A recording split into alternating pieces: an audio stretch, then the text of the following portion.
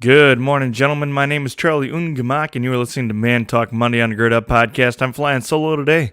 I usually have another guy on here with me, but like I said, flying solo today. It's going to be good, though. We're going to talk about some manhood stuff today. So before we get started, make sure you're following us on social media, finding us on Facebook, joining the Facebook community. We have a Gird Up community there on Facebook. Great place for men to interact with each other, to communicate, to build strong relationships with each other, and find other men who are seeking after genuine Christian manhood and chasing after what it means to be a man of God. Then make sure you're following us on Instagram. And finally, make sure that if the Lord puts it on your heart to support our podcast, to support our ministry, you find us on Patreon. You can give either a one-time gift or a repeating gift there. You could also choose to support our podcast by sponsoring an episode or two, whatever floats your boat, whatever the Lord places on your heart to do. If nothing else, make sure you're sharing this thing with friends and family and men in your life who you know need to man up, need to be the man, be closer to God, need to find identity as Christian men, and continue to grow in grace and knowledge of the truth. With that said, let's get started here with Man Talk Monday.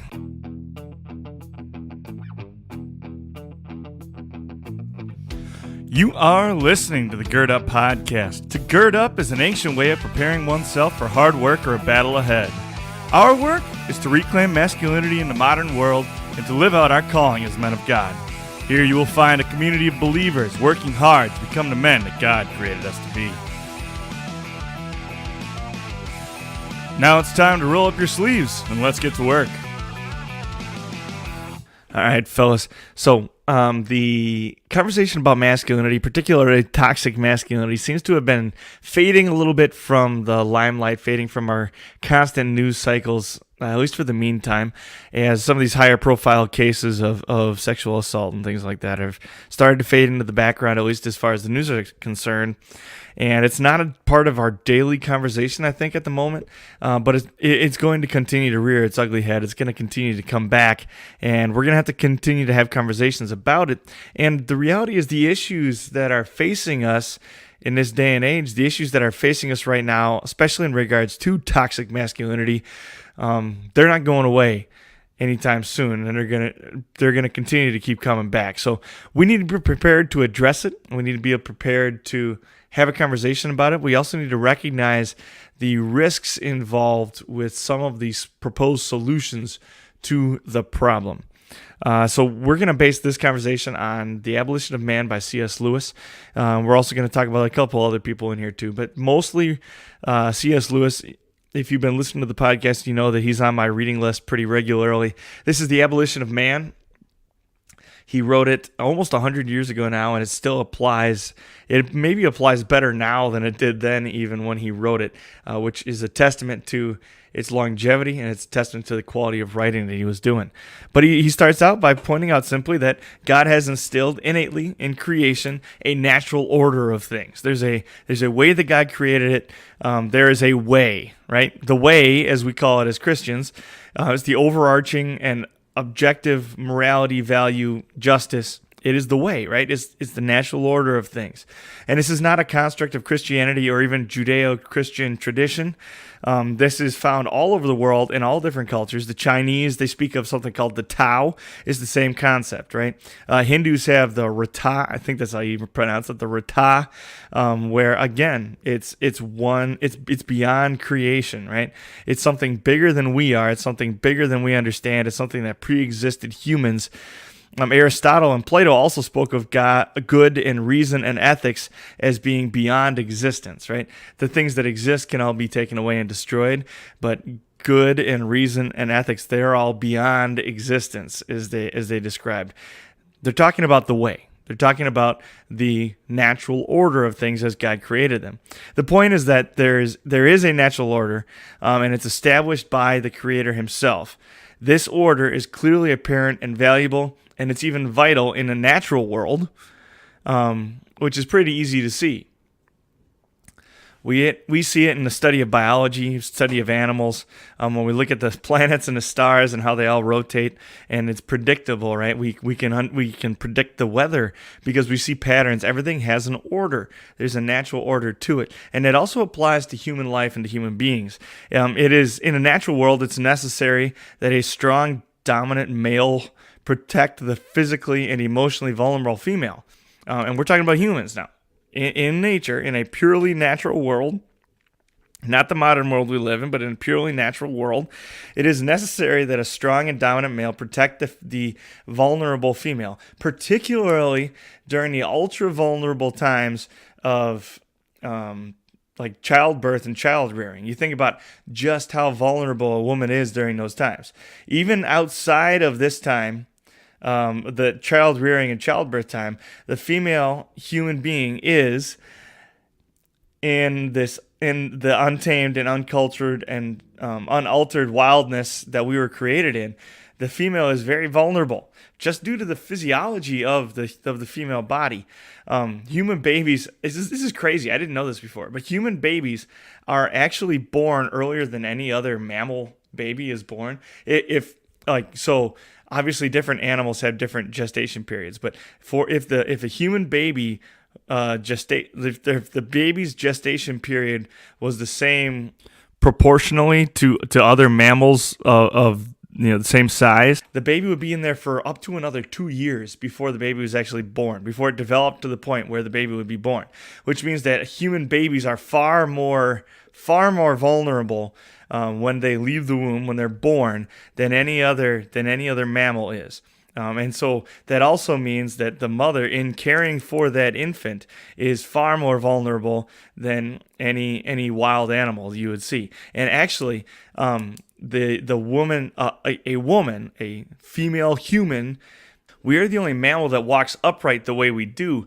And so in order to be able to carry a child the way a woman's body carries a child, if a woman's pelvis was any wider, if your average woman's pelvis was adapted or evolved or whatever you want to say, if it was created any wider than it is, it would be almost impossible for a woman to even run. That's how close the body's limits are tested, particularly during pregnancy, right? So God created women more vulnerable than any other mammal, and in the wild world, a man's responsibility was to physically protect that woman, particularly during the process of childbirth and then after childbirth. And think about how much childbirth and child rearing has an effect on a woman's body. It takes weeks, at best, it takes weeks, months, sometimes even years for her body to recover from childbirth, and it never really goes back to the state it was beforehand. And I'm not saying all of this. I'm not saying all of this because I believe that men are inherently better than women or stronger than women, or that we need to physically dominate or anything. I'm not saying that at all. God clearly lays out in Scripture that men ought to serve their wives and wives ought to serve their husbands.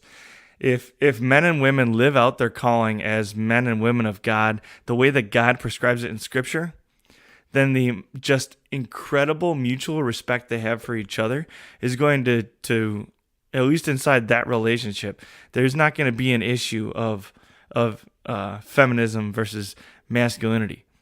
If we act the way God prescribes us to act towards each other, we're not going to have that issue at all. The point I'm trying to get to here is this: masculinity and male dominance serve a very clear and distinct purpose. We have altered and changed the natural world to the point where men no longer need to be physically dominant in order to keep the average woman living in society safe. Right? We don't need that anymore at this moment. But we need to understand two things about the safety we enjoy and the security that we enjoy as Americans. One, as George Orwell eloquently put, those who abhor violence can do so only because others are committing violence on their behalf. There's an adaptation of this quote that you'll see around social media a lot that says, people who sleep safely in their beds at night do so simply because rough men wait ready to do violence on their behalf. And it's absolutely true. When George Orwell was writing about Rudyard Kipling, he said he sees clearly that men can be highly civilized only while other men, inevitably less civilized, are there to guard and feed them. The reality is that these high ideals that right now American society is fighting for, these high ideals where there is no danger, there is no risk, where there is no masculinity, and the American society right now is kind of trying to put masculinity away. We're trying to do away with it. The reality is that in order to have that attitude, you must live under a blanket of security provided by someone who is living manfully, who is willing to express that violence, who is going to do violence on your behalf, so that you have the ability to bask in that freedom and bask in that comfort and bask in that safety. The second thing you got to understand is that when we step outside of the natural order of things, and we start to circumvent the natural order and say that masculinity is not necessary, what we're doing is we're stepping into a void where there are no absolutes. Then if there is no absolute masculinity, there is no absolute gender, there are no absolute roles, there is no absolute reality. Without the natural order, men are not men, they're simply artifacts, and women are not women, they're simply artifacts as well. We dehumanize is what we're doing. And the final act of man's conquest of nature is to then remove ourselves from nature. Does that make sense? As we have tamed and adapted and domesticated things to the point, including ourselves, to the point where we're losing reality. Right? We're losing ourselves in this process of domestication. We've lost or even sacrificed, you could say, part of our nature as men, most notably our wildness, I would say, and violence as well. But we've lost or sacrificed part of our nature for the sake of civility, and that's a good thing.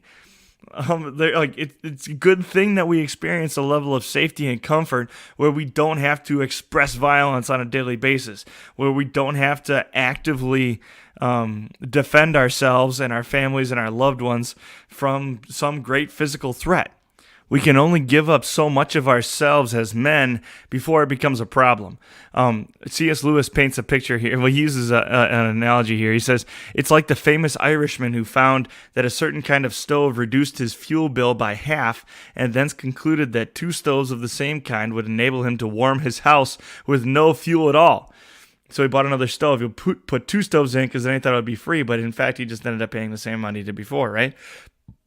It's the magician's bargain. Give up our soul and get power in return. But once we give up our souls, that is, once we give up ourselves, that power is the power that's conferred is not our own power.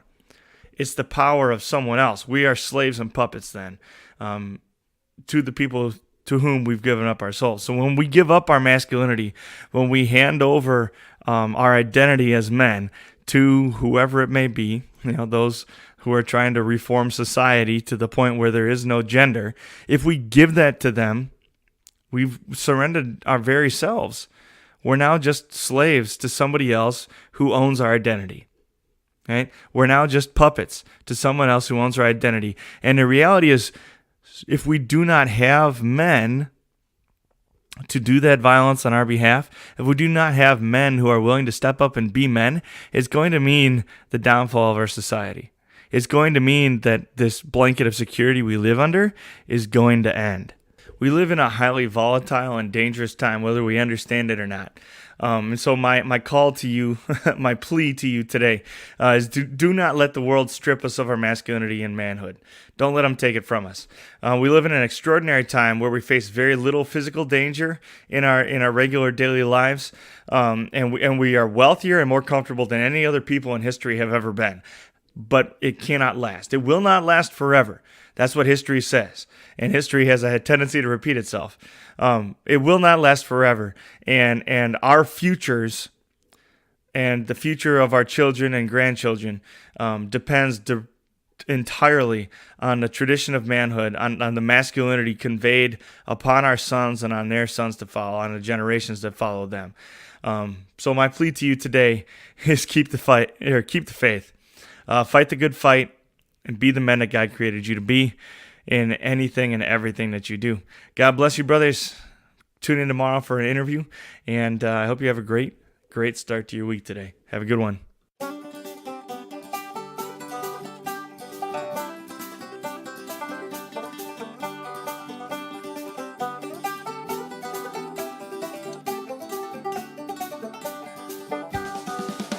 Thank you for listening to the Gird Up Podcast.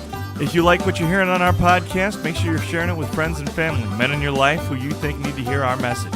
You can find us on social media, on Facebook under the Gird Up Podcast, and there's a Gird Up community as well there where you can interact with other men on the journey toward Christian manhood.